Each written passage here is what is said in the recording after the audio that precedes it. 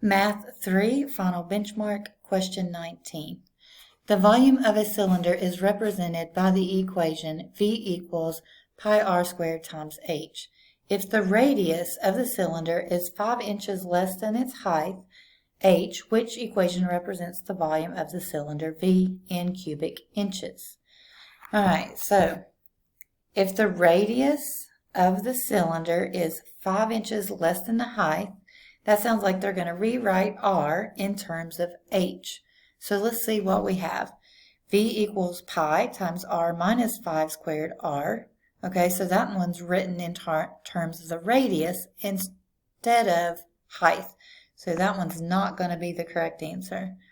This one says pi times r plus 5 squared. That's the same thing except they use a different sign there. And then C says h minus 5. So let's go back up and see what this says again.